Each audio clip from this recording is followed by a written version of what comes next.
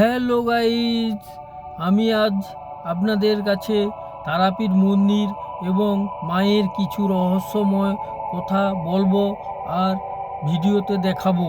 দেখুন, পুরাণ অনুসারে মহাদেব শিবের স্ত্রী সতী যখন পিতার রাজসূয় যজ্ঞে নিজের প্রাণ বিসর্জন দেন, তখন শিব তার মৃতদেহ কাঁধে নিয়ে তাণ্ডব নৃত্য শুরু করেন। এই পরিস্থিতিতে বিশ্ব ব্রহ্মাণ্ড ধ্বংসের আশঙ্কা বিষ্ণু চক্রধারী সুদর্শন চক্র দিয়ে সতীর দেহ খণ্ড বিখণ্ড করে। সেই দেহের বিভিন্ন অংশ 51টি স্থানে পড়ে এবং ওই স্থানগুলো শক্তিপীঠ হিসাবে পবিত্র হয়। তারাপীঠ সতীদেবীর ডান চোখ পড়েছিল বলে মনে করা হয়। তারাপীঠের মূল আকর্ষণ হলো এখানে মা তারা দেবী কালো পাথরের মূর্তি ও মূর্তির গায়ে সোনার মুকুট ও নীল শাড়ি পরানো থাকে।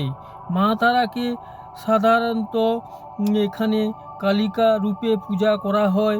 দেবী তারার কোলে শিশু শ্রীহরি অর্থাৎ ভগবান বিষ্ণু অবস্থান করছে বলে মনে করা হয়।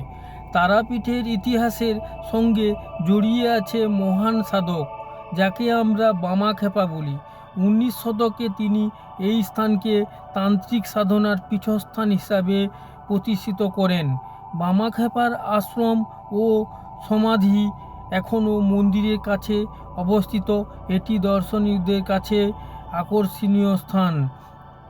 তারাপীঠ অমাবস্যা তিথি বিশেষ পবিত্র দিন হিসাবে পালিত হয়।